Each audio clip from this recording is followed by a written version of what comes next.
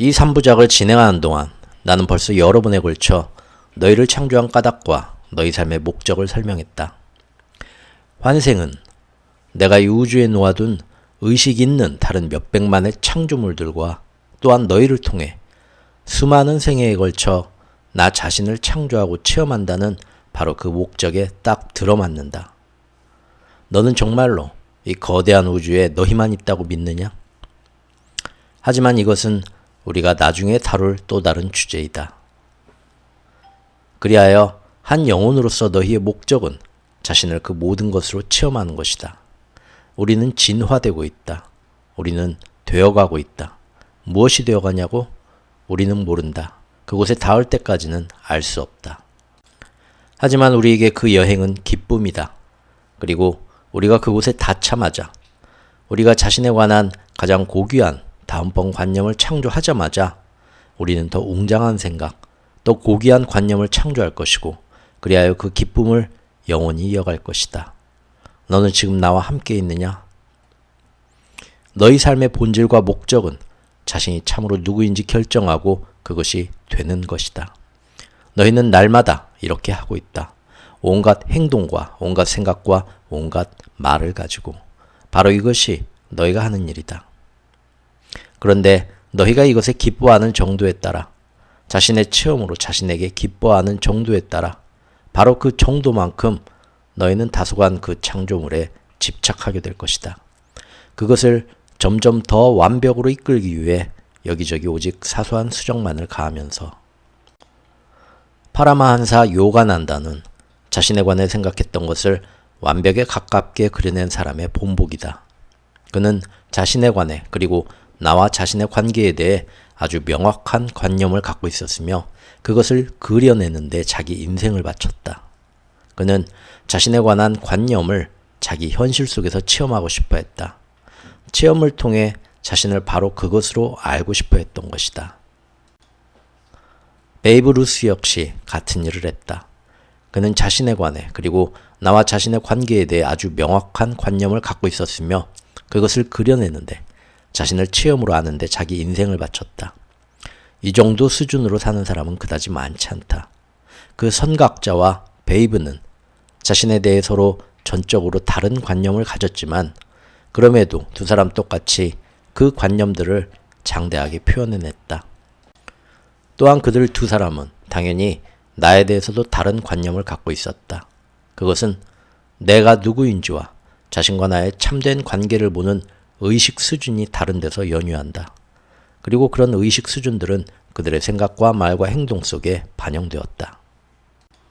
한 사람은 자기 삶의 대부분을 평화와 고요의 자리에 머물면서 남들에게도 깊은 평화와 고요를 가져다 준 반면 다른 한 사람은 초조와 소란과 특히 자기 마음대로 할 수 없을 때 간헐적인 분노의 자리에 있으면서 자기 주변 사람들의 삶에도 소란을 가져다 주었다. 하지만 둘 다 똑같이 착했다. 사실 베이브보다 더 마음이 여린 사람은 없었다. 그 두 사람 간의 차이라고 하면 한 사람은 물질 소유의 측면에서 실상 아무것도 갖지 못했지만 한 번도 자신이 가진 것 이상을 원한 적이 없었던 반면 다른 한 사람은 모든 걸 가졌는데 자신이 진짜로 원하는 건 전혀 갖지 못했다는 것이다. 베이브 루스에게 이야기의 결말이 이런 것이었다면 우리 모두가 거기에 대해 약간의 슬픔을 느낄 수도 있었겠지만 베이브 루스로 자신을 육화한 그 영혼은 소위 진화라는 이 과정을 아직 끝낸 게 아니다. 그 영혼은 자신이 자신을 위해 일으킨 체험만이 아니라 남들을 위해 일으킨 체험까지도 재검토할 기회를 가졌고 이제 그 영혼은 더욱더 웅장한 해석으로 자신을 창조하고 재창조하고자 하면서 다음번에 자신이 체험하고 싶은 것이 무엇인지 결정하기에 이르렀다. 이 두 영혼에 관한 이야기는 이것으로 그만두자. 두 영혼 모두 자신을 지금 체험하고 싶은 것과 관련해서 다음번 선택을 이미 내린 데다가 사실 둘 다 지금 그것을 체험하고 있는 중이니 말이다. 그리고 다른 신체로 되돌아가는 환생만이 그들에게 열린 유일한 선택이었다고 가정한다면 그건 오해일 것이다. 그들이 되고 싶다면 실제로 무엇이라도 될 수 있다. 나는 이미 여기서 소위 죽고 나서 무슨 일이 벌어지는지 설명했다. 어떤 영혼들은 자신들이 알고 싶은 게 더 많이 있다고 느낀다. 그래서 그들은 소위 너희가 말하는 학교로 가는 반면 너희가 나이든 영혼이라 부르는 다른 영혼들은 그들을 가르친다. 그렇다면 그 영혼들은 그들에게 무엇을 가르치는가? 그들이 배워야 하고 배워야 했던 건 아무것도 없다는 것. 그들이 지금껏 해야 했던 건 오직 기억해내는 것뿐이라는 것. 자신들이 참으로 누구이고 무엇인지 기억해내는 것뿐이라는 것을. 그들은 자신이 누구인지에 대한 체험을 자신을 충분히 표현하고 그것이 되는 데서 얻는다는 걸 배운다. 그들은 그것이 자신들에게 차분히 드러나게 함으로써 이것을 기억해낸다.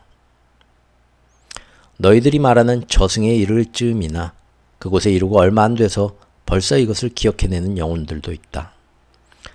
그러고 나면 이런 영혼들은 자신이 되고 싶은 모든 것으로 자신을 즉석에서 체험하는 기쁨을 추구할 것이다. 그들은 아마도 무한수의 내 측면들 중에서 고른 그것을 당장 그 자리에서 체험하고자 할 것이다. 개 중에는 그렇게 하기 위해 물질 형상으로 되돌아가기를 선택하는 영혼들도 있다. 어떤 형상의 물질 형상이든. 기본 원리면에서 본다면 영혼이 동물의 형상으로도 되돌아올 수 있을 것이다. 하지만 현실적으로 영혼은 그렇게 하지 않을 것이다. 물론 동물들도 영혼을 갖고 있다. 동물의 눈 속을 한 번이라도 들여다본 사람이라면 누구나 이 질문에 대한 답을 알고 있을 것이다. 하지만 우리가 여기서 이야기하는 과정은 진화, 자기 창조와 진화이다. 그리고 진화는 한쪽 방향으로만 진행된다. 위로, 계속해서 위로만. 영혼의 가장 큰 바램은 자신의 더 고귀한 측면들을 체험하는 것이다. 그러기에 영혼은 진화 눈금을 따라 위로 올라가려 하지 아래로 내려가려 하지는 않는다. 영혼이 소위 열반이라 부르는 것, 즉 전체인 나와의 완전한 하나됨을 체험할 때까지는. 그렇다고 저급한 생명 형상을 하고서 그 체계 속으로 들어오는 새 영혼들이 날마다 새로 생긴다는 뜻은 아니다. 지금껏 창조된 모든 영혼은 한꺼번에 창조되었다. 우리 모두는 지금 여기 있다. 하지만 내가 전에 설명했듯이 내 일부인 한 영혼이 궁극의 실현에 이르렀을 때 그는 모든 것을 다시 한번 기억해내고 다시 한번 자신을 새로이 재창조할 수 있도록 다시 출발하는, 말 그대로 모든 걸 잊는 쪽을 선택할 수 있다. 이런 식으로 해서 신은 자신을 계속 다시 체험한다. 영혼은 또한 원한다면 몇 번이고 특정 수준에서 특정 생명의 현상을 재활용하는 쪽을 선택할 수도 있다. 환생이 없다면, 물질 형상으로 되돌아가는 능력이 없다면 우주시계가 눈 한 번 깜빡이는 것보다 몇십억 배 더 짧은 시간인 한 생애 안에 영혼은 자신이 이루려는 모든 것을 다 이루어야 할 것이다. 그러니 환생은 당연히 사실이다. 그것은 진짜고 그것은 유의미하며 그것은 완벽하다. 시간 같은 건 없다. 모든 것이 바로 지금 벌어지고 있다. 게다가 너희는 시공간 연속체 속에서 다양한 차원들 혹은 다양한 지점들에 항상 존재한다. 불멸인 너의 일부인 너는 지금이라는 영원한 순간에서 우주 수레바퀴 몇십억 군데 다른 지점들에서 몇십억 가지 다른 형상들을 하고서 몇십억 가지 다른 방식으로 진화하고 있다. 그리고 그것이 바로 내가 하고 있는 일이다. 아직도 여기에 우리 중 하나 이상이 있다고 생각하느냐? 그렇다. 너희가 신이다. 너희가 부처다. 하지만 너는 신이기만 한 게 아니라 너는 다른 모든 사람이기도 하다. 그건 너를 빼고는 다른 누구도, 다른 무엇도 존재하지 않는다는 뜻이다. 내가 말하지 않았느냐? 나와 아버지는 하나라고. 그리고 내가 말하지 않았더냐? 우리 모두는 하나라고. 이것은 비유가 아니다. 이것은 철학적 표현이 아니다. 이것은 사실을 진실하게 말한 것이다. 우리 모두는 하나다. 너희가 여기 있는 형제 중에 가장 보잘것없는 사람 하나에게 해준 것이 바로 내게 해준 것이다 라고 말할 때의 의미가 바로 이것이다. 이제 이해하겠느냐? 의식이라 하는 것은 불가사의한 것이어서 그것은 자신을 천조각, 만조각, 억의 제곱조각으로도 나눌 수 있다. 나는 나 자신을 무수한 조각들로 나누어 내 조각들 하나하나가 자신을 돌아보고 나란 존재의 경의를 바라볼 수 있게 했다. 지금 네가 그런 사실을 망각하고 의심의 시기를 거쳐야 하더라도 자신에게 너무 가혹하게 대하지 마라. 그건 과정의 일부이다. 그것이 그런 식으로 진행되더라도 상관없다. 그리고 지금 너에게 이 모든 걸 다 말해주는 이유는 네가 재미없어 하기 시작했기 때문이다. 삶이 더 이상 기쁨이 아니기 시작했던 것이다. 왜냐하면 너는 과정에 너무 사로잡히기 시작한 나머지 그것이 그냥 가정일 뿐이란 것을 잊고 말았다. 그래서 너는 나를 불렀고 내게 와달라고 청했다. 너를 이해시켜주고 너에게 신성한 진리를 보여주며 최대의 비밀, 네 스스로 가라막아온 그 비밀, 자신이 누군가라는 비밀을 보여달라고 나에게 청했다. 이제 나는 그렇게 해왔다. 이제 나는 다시 한번 네가 기억해내게 만들었다. 자, 그렇다면 이게 의미가 있겠느냐? 이게 내일 너의 행동 방식을 바꿔주고 이게 오늘 밤 너의 상황을 다르게 보이도록 만들어주겠느냐? 이제 너는 다친 이들의 상처를 치유해주고 두려워하는 이들의 불안을 잠재워주며 헐벗은 이들의 필요를 채워주고 이뤄낸 이들의 장대함을 축하해주면서 어디서나 나를 그려보겠느냐?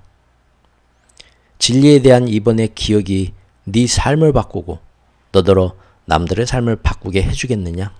아니면 망각으로 되돌아가 다시 이기심에 빠지고 이 깨어남 전에 너 자신이라 여겼던 그 왜소함으로 다시 찾아가 그곳에 머물겠느냐? 자, 너는 어느 쪽을 택하려느냐? 삶은 한없이 영원히 진행되는 것이다. 거기에 끝 같은 건 없다. 그리고 환생은 사실이다. 너희는 필멸의 형상으로, 다시 말해 죽을 수 있는 물질 형상으로 되돌아갈 수 있다. 너희가 원할 때마다 너희가 원하는 방식으로. 그리고 너희가 돌아가고 싶다면, 너희가 돌아가고 싶을 때라면 언제나. 그렇다고 언제 죽고 싶은지까지 너희가 선택하는 건 아니다. 영혼의 의지를 거스르는 어떤 체험도 영혼을 찾아오지 않는다. 체험을 창조하는 주체가 영혼이니 그렇게 하는 건 규정상 불가능하다. 영혼은 아무것도 원하지 않는다. 영혼은 모든 걸 다 갖고 있다. 모든 지혜와 모든 암과 모든 힘과 모든 영광을. 영혼은 결코 잠들지 않고 결코 잊지 않는 너의 부분이다. 몸이 죽기를 영혼이 바라느냐고? 아니다.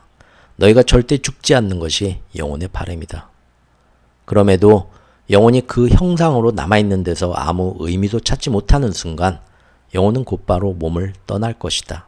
말하자면 육신의 대부분을 뒤로하고 자신의 몸 형상을 바꿀 것이다. 하지만 너희는 죽지 않는다. 그냥 형상을 바꿀 뿐이다. 너희가 절대 죽지 않는 것이 영혼의 바람이지만 형상을 바꾸지 않는 건 영혼의 바람이 아니다. 너희는 변신자이다.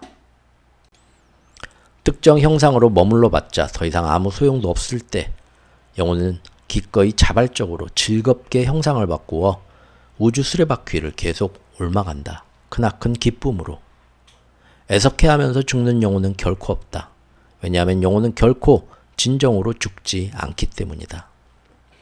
몸 역시도 결코 죽지 않는다. 다만 영혼과 함께 형상을 바꿀 뿐이다. 하지만 나는 네 말의 의미를 이해하니 당분간은 네가 설정한 어휘를 쓰도록 하겠다.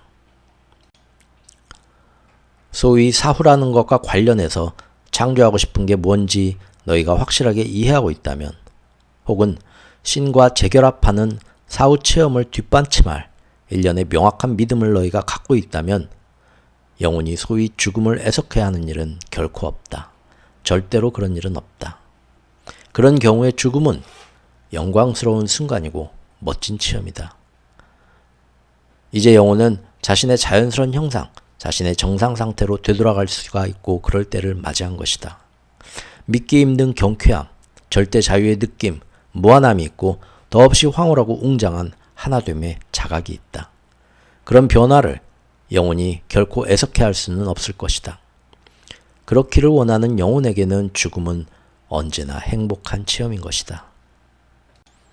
다만 나는 영혼이 몸에서 벗어날 때 기뻐한다고 했지 영혼이 몸에서 벗어나기를 원한다고는 하지 않았다. 그 두 가지는 서로 다른 것이다. 너희는 이 일을 하면서도 행복하고 저 일을 하면서도 행복할 수 있다. 너희가 두 번째 일을 하면서 기뻐한다고 해서 첫 번째 일을 하던 때가 불행했던 것은 아니다. 영혼은 몸으로 있는 것이 불행하지 않다. 천만에 영혼은 너희가 지금 형상인 것을 기뻐한다.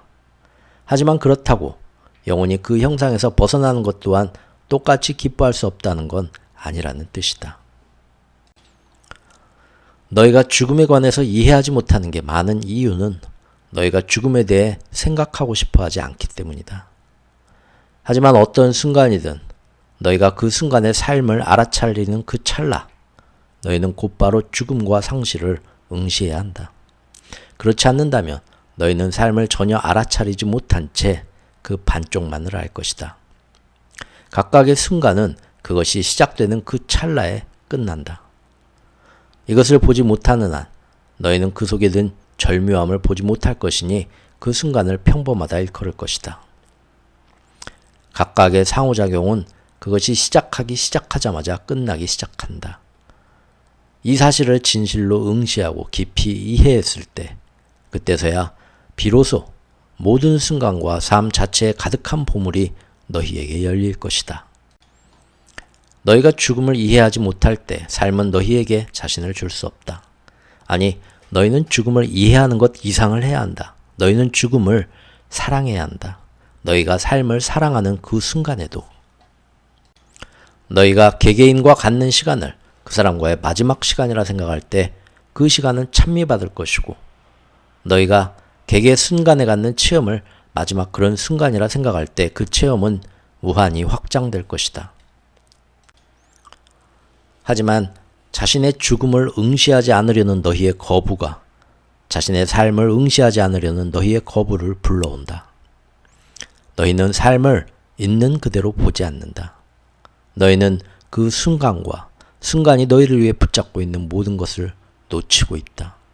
너희는 그것을 곧장 꿰뚫어 보지 않고 곧장 지나쳐 본다.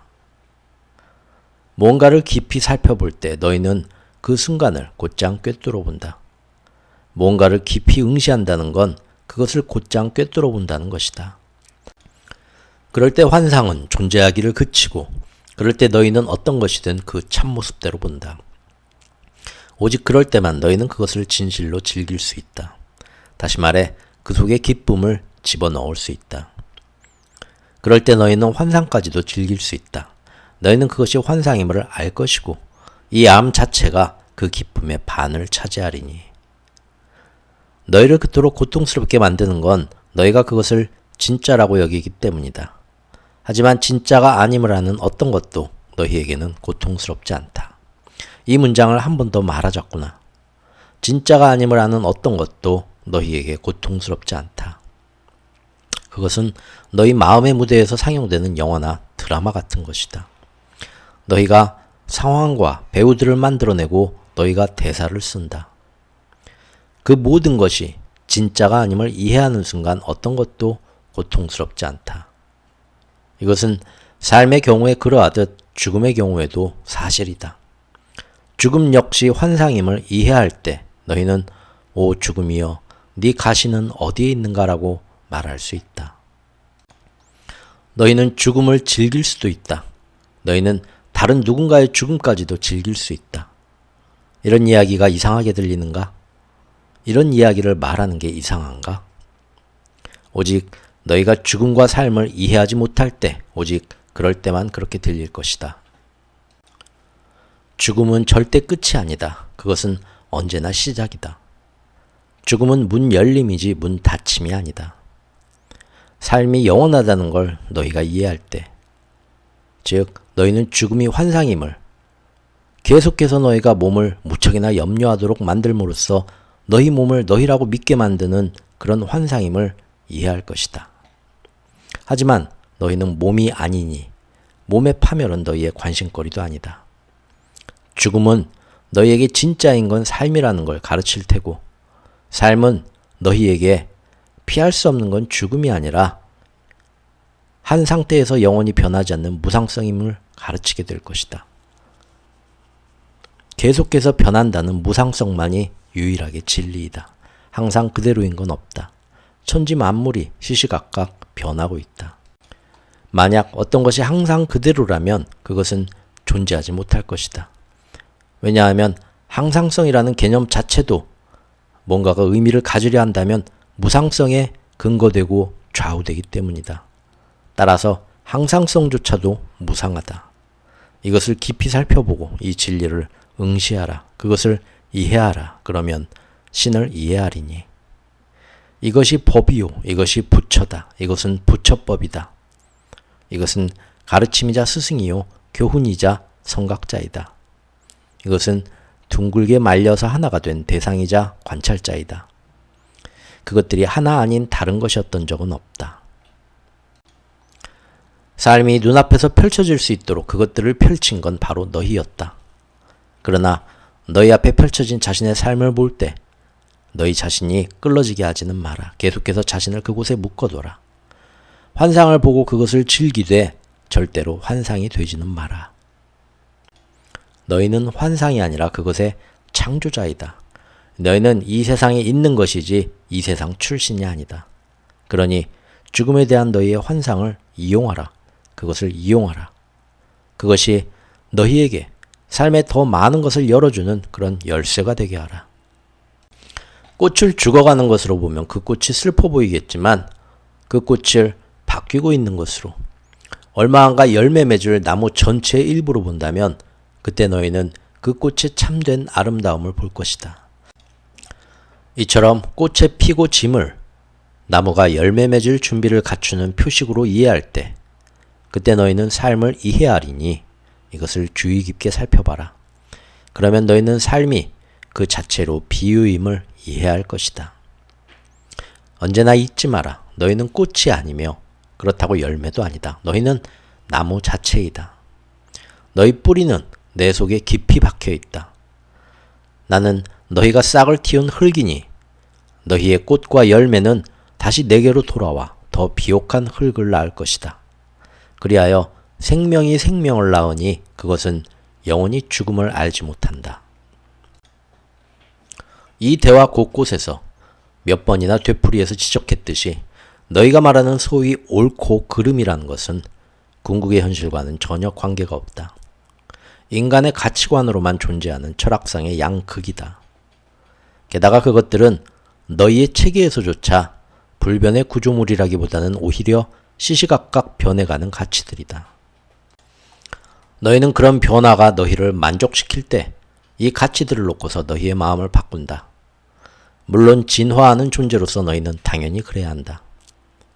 하지만 그 길을 따라 이어진 단계마다 너희는 그렇게 하지 않았노라고. 너희 사회의 핵심 통합력을 이루는 것은 불변의 가치들이라고 주장하면서 이렇게 하고 있다. 이렇게 해서 너희는 자가당착 위에 너희 사회를 세웠다. 하지만 너희 사회의 어쩌고 저쩌고는 불변의 가치들이라고 선포하는 그 사이에서조차 너희는 쉬지 않고 가치들을 바꾸고 있다.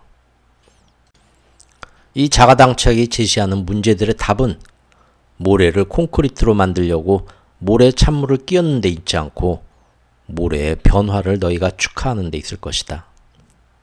모래가 너희가 만든 성 모양으로 자신을 붙들고 있는 동안 그것의 아름다움을 찬미하라. 하지만 그러고 나서 밀물이 쓸려 들어왔을 때 그것이 취하게 되는 새로운 형상과 새 모습 또한 찬미하라. 바뀌는 모래들이 너희가 오를 새 산을 쌓을 때마다 그것을 찬미하라. 그러면 너희는 그 꼭대기에서 그것을 가지고서 너희의 새 성을 세우리니. 하지만 이 산과 이 성들은 변화의 기념비들이지 항상성의 기념비들이 아님을 이해하라. 오늘의 너희를 찬미하되 어제의 너희를 비난하지 말고 내일 될 수 있는 너희를 배제하지도 마라. 옳고 그름이 너희 상상이 지어낸 허구이고 괜찮고 괜찮지 않음이 너희의 최근의 선호와 짐작에서 나온 선에 불과함을 이해하거라. 예컨대 사람의 생명을 끝내는 문제에서는 그렇게 하는 건 괜찮지 않다는 게 현재 너희 행성에 사는 대다수 사람들의 짐작이다. 마찬가지로 지금도 너희 중 다수는 자기 삶을 스스로 끝내고 싶어하는 사람을 도와주는 건 괜찮지 않다고 주장한다. 두 경우 모두에서 너희는 이것이 계율에 어긋나는 게 틀림없다고 말한다. 내 생각에 너희가 이런 결론에 이르는 것은 10중 8구 상대적으로 빨리 삶을 끝내는 상황이 벌어진다는데 그 원인이 있을 것이다. 하지만 너희는 어느 정도 긴 시간에 걸쳐서 삶을 끝내는 행동들에 있어서는 똑같은 결과를 이뤄내더라도 계율에 어긋나지 않는다고 또 말하고 있다. 따라서 너희 사회에서는 권총으로 자살하는 사람의 가족들은 보험 혜택을 상실하지만 담배로 오랜 시간에 걸쳐 그렇게 한 사람의 가족들은 보험 혜택을 상실하지 않는다. 또 너희의 자살을 도와주겠다고 나서는 의사는 인간백정이라 불리면서 비난을 받지만 담배 회사가 그렇게 하는 건 상업이라고 불린다. 이처럼 너희에게는 그것이 그냥 시간의 문제여서 자기 파괴의 합법성, 그것의 올바름이나 그릇됨은 그런 행위를 누가 하는가 뿐만이 아니라 그것이 얼마나 빨리 이루어지는가와도 깊은 관계가 있는 듯이 보인다. 죽음이 빨리 일어날수록 그것은 더 잘못된 것처럼 보이고 죽음이 느리게 일어날수록 그것은 좀 더 괜찮은 쪽으로 기운다. 재미있는 건 이것이 진짜로 인도적인 사회였더라면 내렸을 결론과는 정반대라는 사실이다. 어떤 것을 인도적이라고 일컬을지에 대한 모든 근거 있는 규정들에 따르자면 죽음이라는 것은 오히려 짧을수록 좋다. 그럼에도 너희 사회는 그 죽음을 짧게 만들어주려는 자비로운 일을 하려는 사람들은 벌하고 반대로 미친 짓을 하려는 사람들에게는 상을 준다. 신이 요구하는 게 정말로 끝없는 고통이고 그 고통을 인도적으로 빨리 끝내주는 것을 잘못이라고 생각한다면 그것은 미친 짓이다. 인도적인 자를 벌하고 미친 자를 상을 줘라. 오직 한정된 이해를 가진 존재들로 구성된 사회만이 받아들일 수 있는 좌우명일 것이다. 그러기에 지금 너희는 발암물질들을 들이켜서 너희 체질을 독살하고 너희를 서서히 죽게 만드는 화학약품들로 처리된 음식물을 먹어가면서 너희 체질을 독살하며 너희가 쉬지 않고 오염시킨 공기를 직접 마시면서 너희 체질을 독살하고 있다. 너희는 1000번이 넘는 순간들에 100가지 다른 방식으로 너희 체질을 독살하는데 이런 물질들이 너희에게 전혀 좋지 않다는 걸 알면서도 이렇게 하고 있다. 하지만 그것들이 너희를 죽이는 데는 더 긴 시간이 필요하니 덕분에 너희는 벌받지 않고 자살할 수 있다. 반면에 너희가 더 빨리 듣는 무언가로 자신을 독살한다면 너희는 도덕률에 어긋나는 짓을 저질렀다고 비난받으리라. 그러나 내가 너희에게 말하노니 자신을 서서히 죽이는 게 부도덕하지 않듯이 자신을 빨리 죽이는 것도 부도덕하지 않다. 나는 당연히 자살하는 사람을 벌하지 않는다. 나는 사랑한다.